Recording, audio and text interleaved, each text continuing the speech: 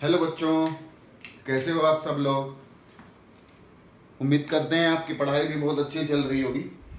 चलिए, आज हम ट्वेल्थ के एक चैप्टर से कुछ छोटे छोटे टॉपिक्स में उसको डिवाइड करते हुए कुछ उठाना चालू करेंगे।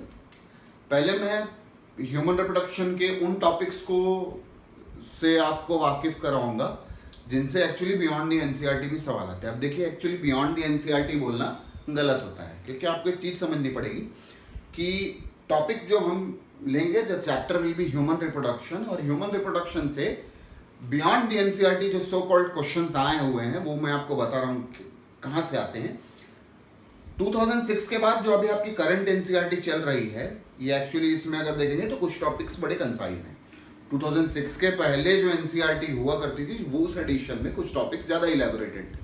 तो कुछ सवाल बीच बीच में जो हमसे पूछे जाते हैं एग्जाम्स में, नीट के एग्जाम्स में, इवन AIPMT में भी वो सवाल आते थे, वो एक्चुअली उन रेफरेंसेस से कैरी आउट होते हैं।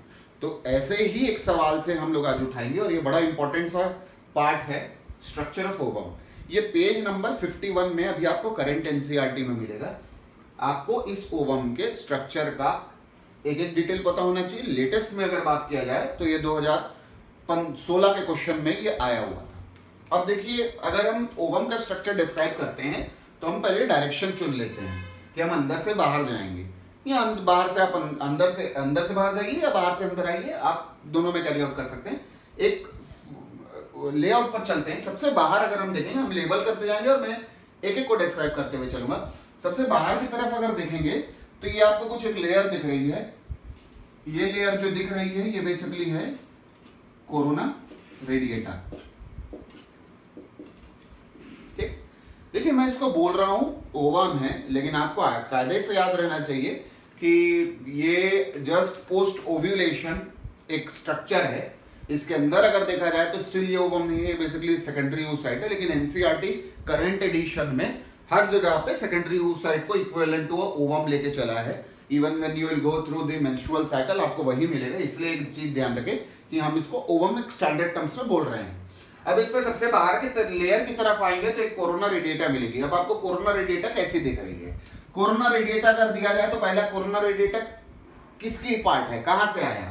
तो ये बेसिकली बोलेंगे कि एक्चुअली ये रेमनेंट होता है, it is a remnant of granulosa cells.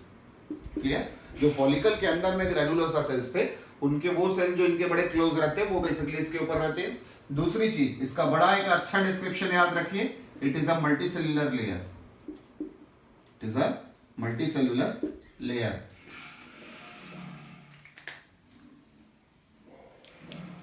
Clear? तीसरी चीज में जहां तक बात आती है तो तीसरी चीज में हम बात लेते हैं कि एक्चुअली इस लेयर को आप ये देखिए कि इनके बीच बीच पे कुछ सब्सटेंस है जो इनको एडहियर करते हैं। तो वो हम बोलेंगे बिल्कुल कि वहां पर एक्चुअली उन सेल्स के बीच में कुछ ग्राउंड सब्सटेंसेस आते हैं। ये ग्राउंड सब्सटेंस हो गए।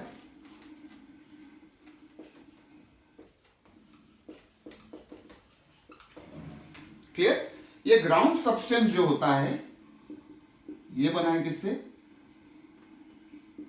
Hyaluronic acid. क्लियर? तो दो, पहली चीज, आप सबसे बाहर में सबसे आउटर मोस्ट लेयर पर चले। The outer most layer of a mature ovum is a corona radiata. Corona radiata basically remnant of granulosa होता है, मल्टीसेल्युलर लेयर होता है। देन कोरोना रेडिएटा के बाद देखिए हमने कुछ शेडिंग में कुछ एक पोर्शन को दिखाया है। ये बड़ा इंपॉर्टेंट सा लेयर है। जो शेडिंग में मैंने दिखाया है ये वाला लेयर, ये पूरा है जोना पेल्यूसिडा। क्लियर? जोना पेल्यूसिडा की बात रही तो जोना पेल्यूसिडा पे जो लेटेस्ट क्वेश्चन था वो 2015 के AIPMT एग्जाम में पूछा था। ये सवाल का सीधा सा डिस्क्रिप्शन से आपको याद हो जाएगा। जोना पेल्यूसिडा याद रखिए, it is a cellular layer. Cellular layer. दूसरा जोना पेल्यूसिडा तो है क्या? Chemically it is a glycoprotein rich layer. Clear? तीसरी चीज, जोना पेल्यूसिडा बनाता कौन है? जोना पेल्यूसिडा जो है ये सिक्रीट करने का काम सिक्रीशन ऑफ जोना पेल्यूसिडा, ये काम होता है सेकेंडरी oocyte का।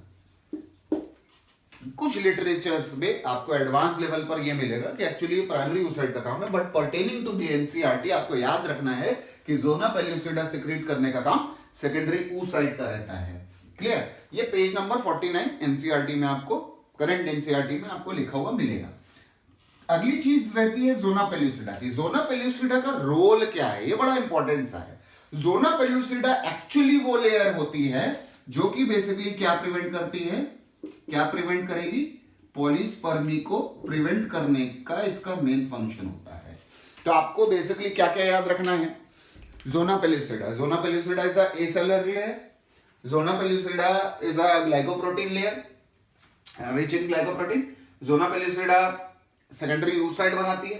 फंक्शन आगे चल करके हम एक फंक्शन देखेंगे, फर्टिलाइजेशन से डील करेंगे तो कि ये पॉलीस्पर्मी प्रिवेंट करने का काम करती है। और जोना पेल्यूसिडा से एक चीज जो याद रहे कि जोना पेल्यूसिडा जो है ये एक्चुअली प्राइमरी एग मेम्ब्रेन होती है। क्लियर? तो इतनी चीजें याद रखिए। तो देखिए अभी तक आपको क्या मिला, सबसे बाहर का स्ट्रक्चर अगर आप देखेंगे, सबसे बाहर का लेयर है कोरोनरी रेडिएटा, कोरोनरी रेडिएटा के अंदर आता है, कोरोनरी रेडिएटा के अंदर आता है जोना पेल्यूसिडा। अब बात आई फिर क्या, तो देखिए जोना पेल्यूसिडा, जोना पेल्यूसिडा के बाद देखिए एक स्पेस है जो हमने एम्प्टी छोड़ा है। यदि आप ओरिजिनल 51 पेज के डायग्राम से जाएंगे तो एक पिंक शेडेड एरिया आपको मिलेगा। यहां पर आपको ध्यान रखना है कि एक्चुअली यह है क्या, जो एग मेम्ब्रेन्स बन जाती हैं उसके बाद अगर देखा जाए तो देखिए मैं दो चीजों को एक साथ लूंगा। देखिए ये जो ब्लैक लाइन मैं टच करूंगा, ये वाला जो उठाऊंगा, ये बेसिकली क्या है, ये एक्चुअली बोलेंगे ओवम की, या अभी फिलहाल जो सेकेंडरी oocyte है उसकी प्लाज्मा मेम्ब्रेन है। क्लियर? फिर मैंने बोला ये वाला जोना पेल्यूसिडा है, तो देखिए जोना पेल्यूसिडा आ गया, ये वाला, ये आ गया जोना पेल्यूसिडा।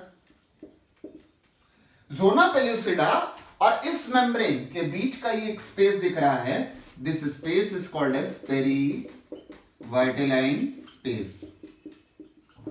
हालांकि कहते हैं एम्प्टी स्पेस है, लेकिन इस पे फ्लूइडी सिक्रीशंस प्रेजेंट रहते हैं, those are called as vitelline fluid.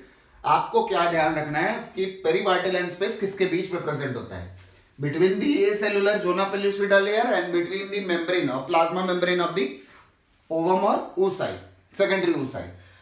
तो ये ध्यान रहे कि हमको अब डायरेक्शन में क्या क्या मिल गया, हमको सबसे बाहर की तरफ मिल रहा था, हमको सबसे बाहर की तरफ मिला एक्चुअली आपका कोरोनरी रेडिएटा। कोरोनरी रेडिएटा को पकड़ के रखने के लिए ग्राउंड सब्सटेंसेस होते हैं which are composed of the hyaluronic acid, then it is followed by a acellular glycoprotein rich layer, that is your zona pellucida, then will come down to perivitelline space, then आपको plasma membrane of the secondary oocyte या ovum मिलेगा, and then we will come to this structure what is actually enclosed within this structure। Level में यदि page number 51 के हिसाब से जाएं तो आपको ओवम है, मैं बार बार बोल रहा हूं कि एनसीईआरटी में जहां तक सेकेंडरी oocyte चला है that has been taken equivalent to the ovum।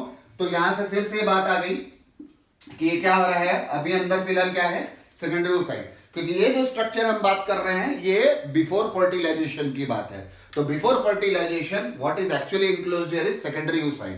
जरा इस पर बात करते हैं, ध्यान रहे ये क्या क्या ध्यान रखना है इस पर, सेकेंडरी oocyte। ये ध्यान रहे कि अभी फिलहाल ये क्या है, हैप्लॉइड है। कितने क्रोमोसोम होंगे इसके पास, 22 ऑटोसोम्स होंगे प्लस ये एक सिंगल एक्स क्रोमोसोम वाला होगा। क्लियर? इंपॉर्टेंट चीज याद रखना, ये कहां पर है, तो ये ध्यान रखें कि ये जो सेकेंडरी oocyte है this has been arrested in metaphase 2 of meiosis 2। और ये कब तक अटका रहेगा, जब तक स्पर्म इसको कांटेक्ट में नहीं आता, जब तक स्पर्म इससे बाइंड नहीं कर लेता, तब तक ये एक्चुअली इसी जगह पर अरेस्टेड रहेगा, टेम्परेरीली अरेस्टेड है। तो ये ध्यान रखें कि एक्चुअली हमारे पास अब आ क्या क्या गया, और यहां से अगर देखेंगे तो एक्चुअली ये क्या है, ये एक्चुअली इस ओवम की या एग की साइटोप्लाज्म है। तो what are the various components of a ovum which has been released, just which has been taken immediately after ovulation अगर हम देखें तो क्या क्या स्ट्रक्चर हमारे पास रहता है, तो ये बेसिकली ओवम का अगर ये पूरा पार्ट आप देखेंगे तो सबसे बाहर की तरफ से आप जाना चालू कीजिए, आप सीक्वेंस क्या बनाएंगे, corona radiata, corona radiata is followed by the zona pellucida, मतलब कोरोना रेडिएटा सबसे बाहर की लेयर, then followed by the zona pellucida, zona pellucida के बाद perivitelline space, then plasma membrane of the secondary oocyte or ovum, then cytoplasm, and then there will be a nucleus of the secondary oocyte. We have described the secondary oocyte that the nucleus will be haploid, there will be 22 autosome plus 1 X chromosome, and very importantly this secondary oocyte is arrested in the metaphase 2 of the meiosis 2, और ये arrested रहता है, ये depend करता है आगे जो हम एक एंगल लेंगे डिस्कशन का कि ये आगे बढ़ेगा कि नहीं बढ़ेगा, ये बढ़ेगा कि नहीं बढ़ेगा, ये डिपेंड करता है पूरा फर्टिलाइजेशन के ऊपर। क्लियर?